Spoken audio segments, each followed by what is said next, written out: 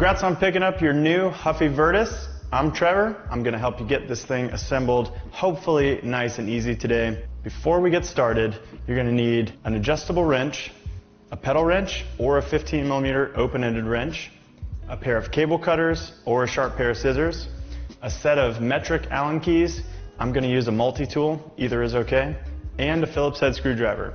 I've also got my trusty air pump on standby, and to put this together, I'm going to use this work stand, but if you don't have a work stand, that's perfectly okay. You can lay your cardboard box out, build it on the box, prop it up against something, or you can even hang it from the seat, from the back of a chair, a table, or get crafty, whatever you think. So, the first thing we're going to do is get this out of the box and get all the packaging off of it. So you take your scissors or your cable cutters, cut all the zip ties, be careful not to cut your tires, and don't scratch your paint. So let's get this thing out of the box and get all the packaging off.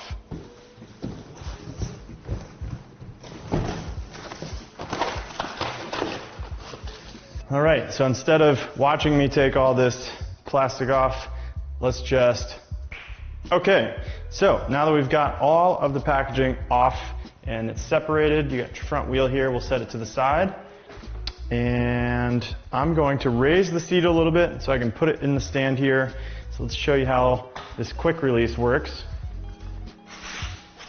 You've got the lever over here on the drive side, and that is what ultimately tightens everything. But once it's tight and you see that it still spins around, you can open the lever up and hold this and just tighten this little knob over here to the right just a couple turns, just like that.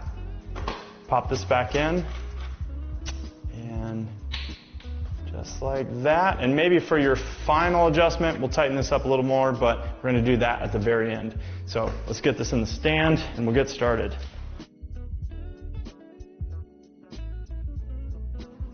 So the first thing we're going to do is take off this plastic guard on the front that's for packaging, and maybe you already did that. And if you did, hang on 1 second, and if you didn't, you just take your 15mm wrench or your adjustable, and you can pry this down. You just loosen these two nuts on either side of this little guard here. And you don't need to keep this, but these are real axle nuts, so you can keep them as spares. If you ever happen to lose the axle nuts on your front wheel, you've got these, but the rest you can set to the side. Grab your Allen wrenches, and we're going to put the handlebars on the stem here, and that way you don't have this dangling mess, and we'll get this all tidied up.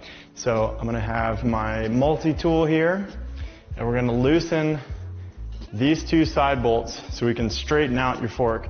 This thing ships backwards so that it's a little safer in packaging for your fork. So we're going to take the 5mm Allen wrench and just loosen these two side bolts here. And then I'm going to spin this around. And the right way for your fork to face is with this is your front brake right here. That's going to face the back of the bike, and this arch on your fork, this whole thing is the fork. This is going to face forward. So it ships this way, that's backwards. This is the correct way. So once you've got that sorted out, you can just gently snug these back up, but we're going to get that perfectly straight on the very last step of the build here. And then the next thing to do is take your 5mm and take these two bolts right here completely out. This is where your handlebars are going to go.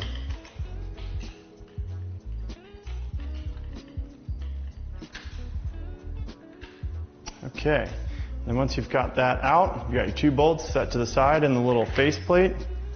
Grab your handlebars, and there is a correct way to face these.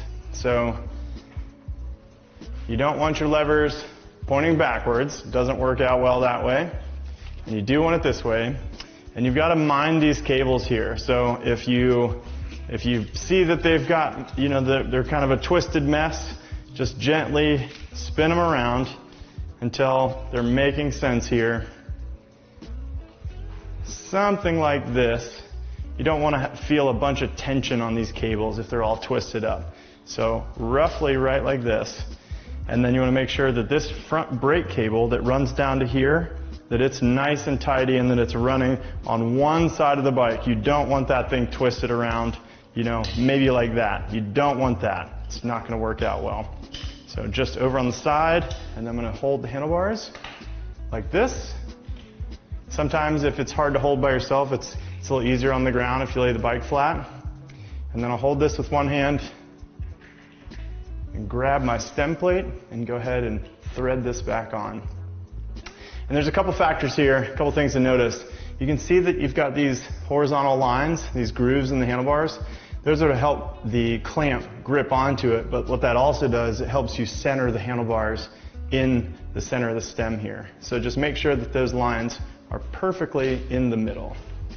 And the next important thing to mind while you're putting your handlebars on is that these two bolts need to be tightened evenly, meaning you don't want to tighten the bottom one or the top one down all the way before the other. And you can see that there's a gap on the top and the bottom of the stem and the plate there. You want to make sure that those two gaps stay the same. So you don't want the bottom all the way like that, or you don't want the top all the way rocked up. Those should be perfectly center, and so you can stagger how you tighten them so that they're nice and even. My brake lever is pointed slightly down, just like this. I don't want them pointed up, and I don't want them pointed all the way down. Let's go somewhere around 4 o'clock, right? Something like that. And I don't have to tighten this all the way, because again, one of the last steps we're going to do is get the bike on the ground, and now when it's level with both wheels on, and we'll adjust all the controls, the seat, and all of that to our preferences.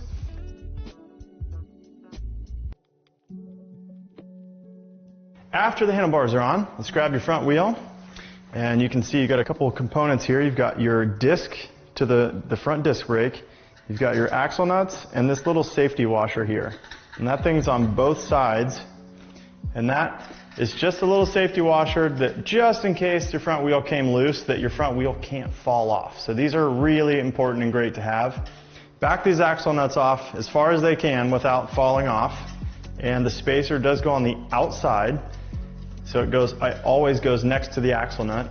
And then this disc and this whole unit is going to slide up in here, and you're aiming the disc to go in between these two pads right here. So I just slip it up into the dropout right here and put the disc right in there, and then I'll put the little safety washer hook in these two holes that are on either side. So let's do that now. So again, I've got the disc on the same side as the brake, and I'm just aiming for that little slot right there.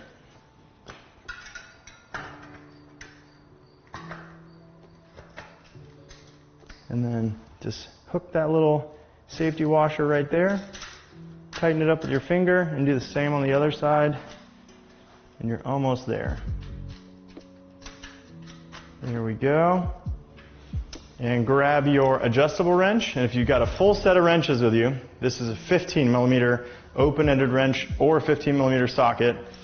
And the important thing to know here is that when you tighten up this wheel, it needs to be centered in the fork there. So you could put it in there, it could be off to the one side or the other. We don't want that. These disc brakes are pretty sensitive. And so we want to make sure that if the wheel's in the center, the brake is in the center.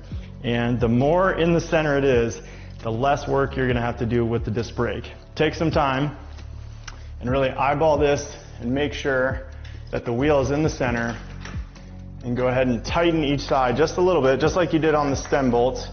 Just stagger when you tighten them. And then once they start to be snug, you can really give it some oomph. There we go. And if you spin it and you've got some noise, that's okay. That's pretty normal. We'll come back to that and we'll adjust your brakes later. But your front wheel's on and it's tight, and we'll move on.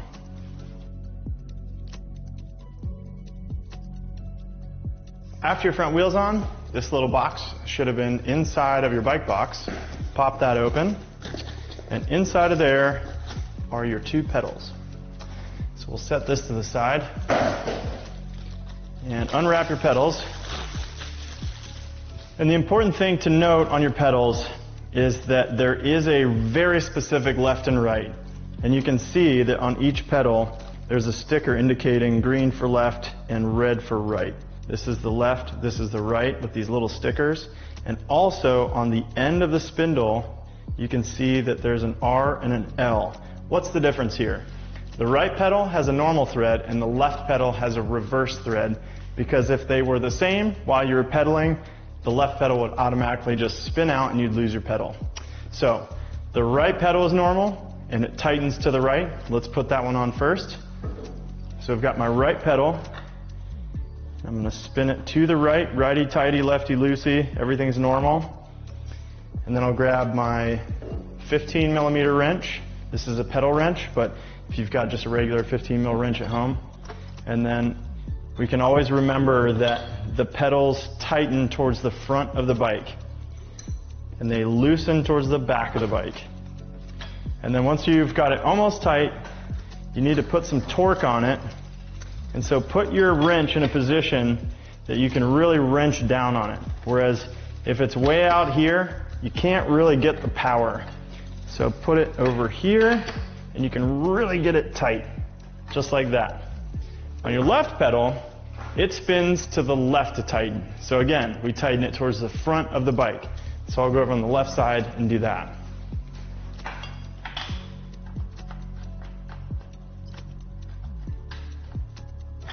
So let's see here. Got it in a good position. Crank it down, nice and tight. You are done with your pedals.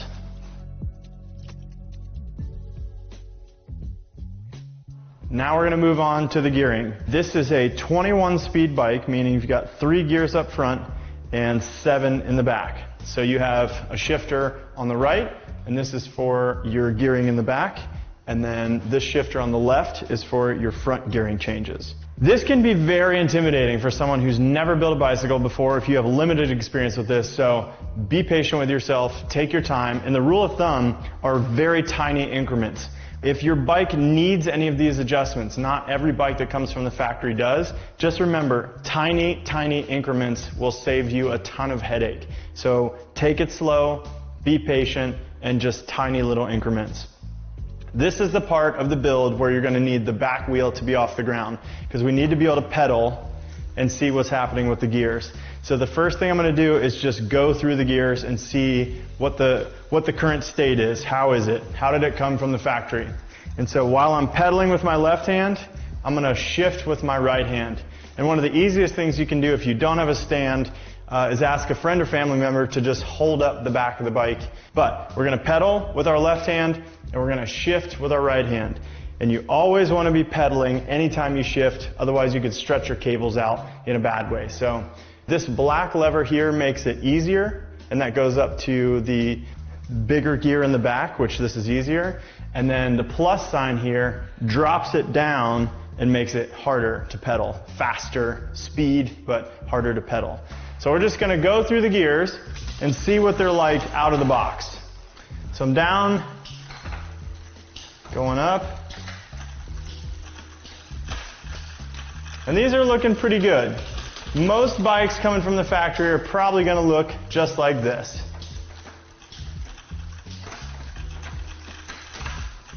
But there are a couple things we need to check regardless.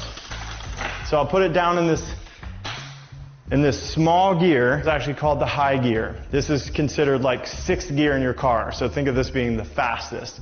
And this way up here is the low gear. Think of that being 1st gear in the car. It's much easier to pedal low speeds. So when I'm down here in this small one, I want to make sure that when I shift or while I'm out on my bike ride, that this derailleur won't let my chain come off and wedge in between the frame. So let's check the low one. How do we do that?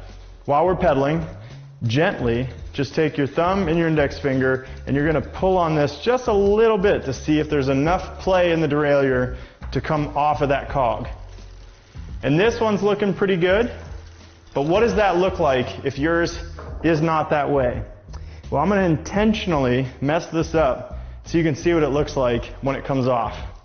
So if I pull on that, and you can hear this noise going, and maybe it even jumps off, what I'm going to do is look for the little H right here on the derailleur, That's for high gear. Again, that's right here.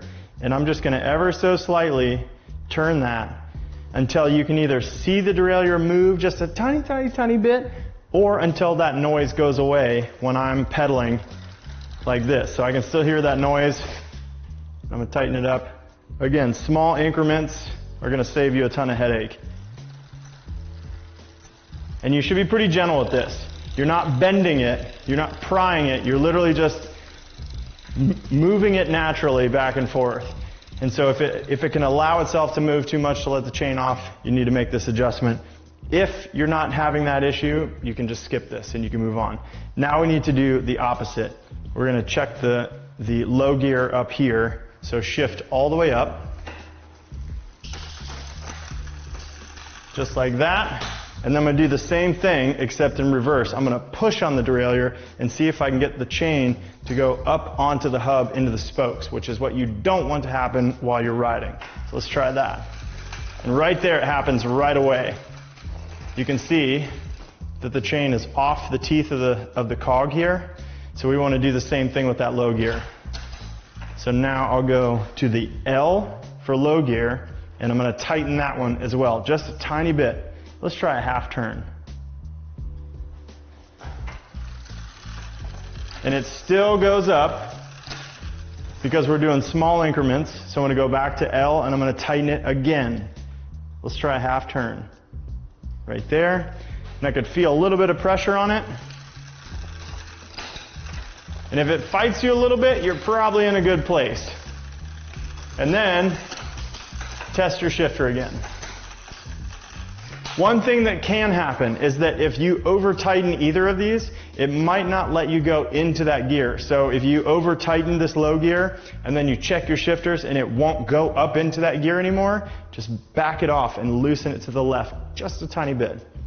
So what's next after that? Let's check the gears again. So I'm going to just wrap through each one and make sure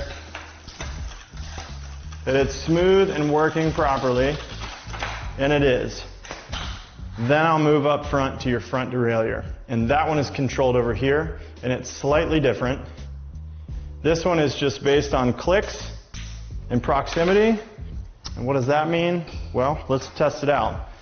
So I'll pedal, and I always like to put the rear in the middle when I'm testing this one, so let's do that first. Right there. And now let's check your front derailleur. Let's see if we can see here. Okay. Going up into the big ring. Looking good. And you want to make sure that you can't push this too far. And the same thing. We're really checking the same thing front and rear to make sure that each of the derailleurs doesn't let the chain fly off. That's the whole point of this. Looking good. And now I'll check the gears in the back through each one of these gears. So I'm in the tiny ring in the front. I'm looking good, and now let me go to the high gear.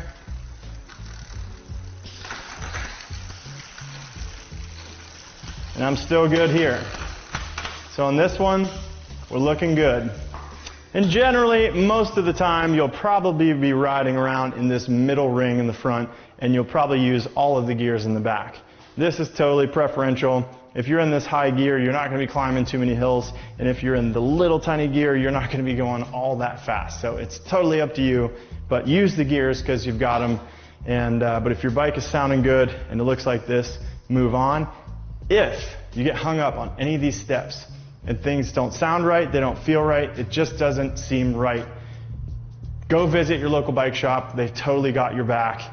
The best case scenario is that you're safe rather than sorry. So there you go.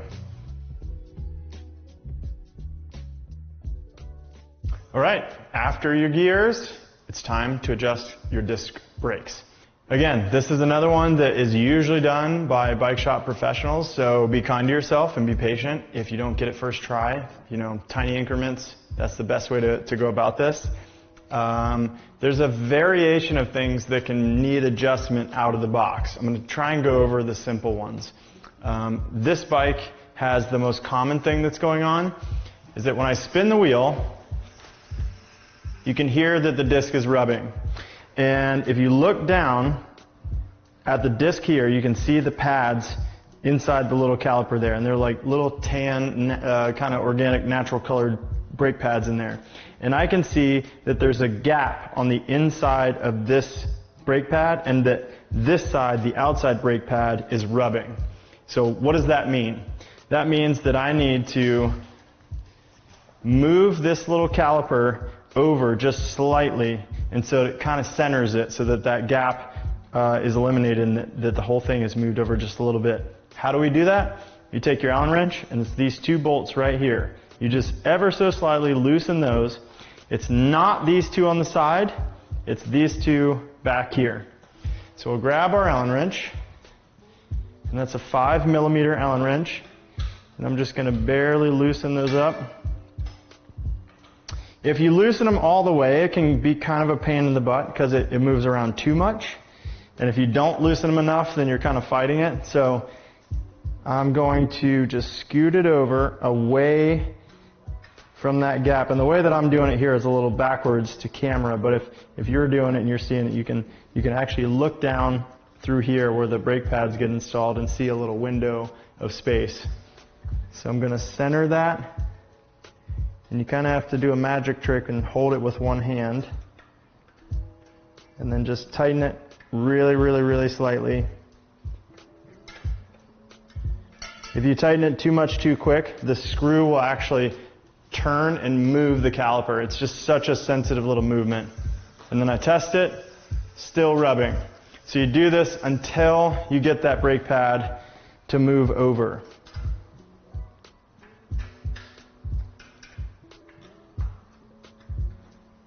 Okay, things are sounding really good now. And again, this is some bike shop level stuff. So, if you're getting frustrated, slow down, be patient, try it a few times. Again, you're just taking these two bolts and you're just going to ever so slightly move them back and forth. And sometimes it's even easier if you just loosen and move the top and then tighten it, move the bottom, and that way it helps you kind of get it centered. You want to make sure that both brake levers are stopping about halfway. If they're not, and if they are going too far, the quickest way to adjust those is with this little adjusting barrel right here. To tighten the brake lever, you pull this out so you loosen it, and you can see this little guy, this is the locking ring, and then you just tighten that up, and now it has less of a pull, so the brakes are tighter now. And sometimes when you do that, it makes this problem even trickier. So this is kind of a little algorithm that you have to figure out on your own. And the same with the back brakes. You can adjust them the exact same way as the front. And if you get lost and you're really frustrated and doesn't seem like you can get it, go visit your local bike shop. That way you're nice and safe. Your brakes are very important, so do that.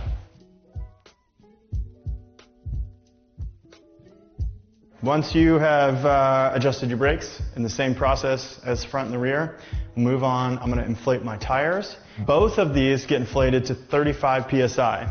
And you can see that on the side of the tire here.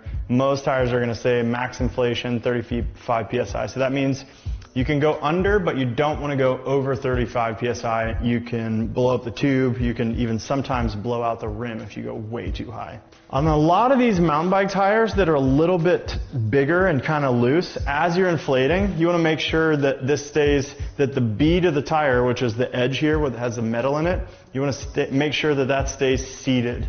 So as you're inflating, every once in a while, just glance around and make sure that it doesn't pop off like this. You don't want this to happen. And if it does, you simply just grab both ends and pop that back on, and make sure that the bead of the tire stays nice and inside the rim there.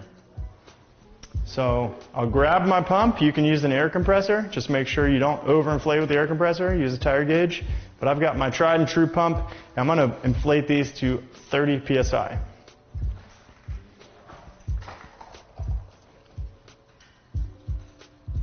And these have a standard Schrader valve, which is the same as on your car. So nothing fancy. Most pumps, most air compressors should be able to fill this up. And as I'm pumping, I'm just glancing around at the tire, making sure that this line is even all around it. And I checked both sides, and I'm doing great. All right, and that's 30 PSI. Give it a spin, check both sides, put your valve cap back on, and move on to the other tire.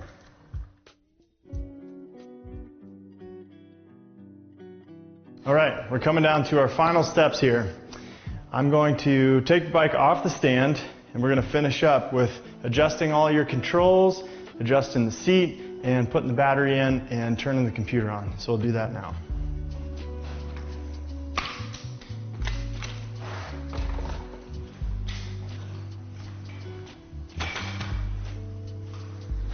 So we'll go back to our Allen wrenches, and you can see that the handlebars are crooked here.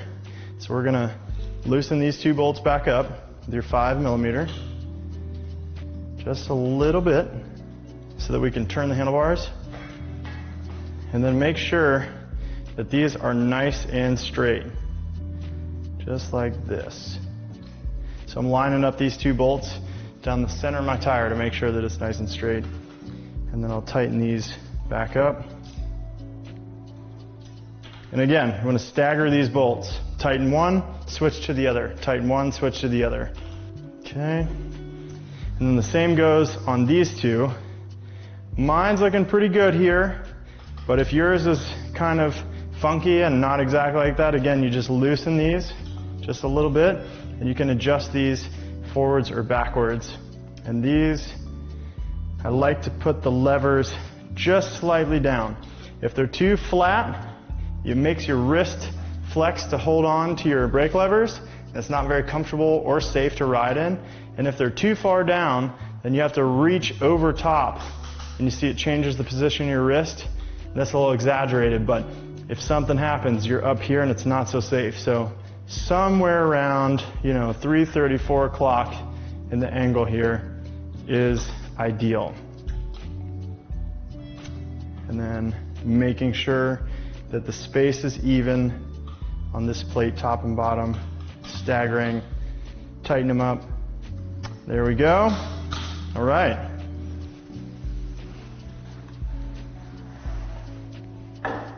Let's adjust our seat height here. So again, the quick release, you just open that lever and you can adjust this up and down. Grab your Phillips head screwdriver and you want to tighten up your reflector.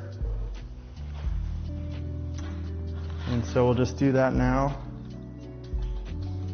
I want to be seen by as many cars as possible and not blend into the environment. So I'm going to keep that reflector on there. And if you tighten this and it's still, you can move the seat, we're going to loosen that and we're going to tighten that knob on the other side, maybe a half turn or so, until this is pretty tough to tighten. And that way it's nice and tight and I can't turn that. How high should my seat be?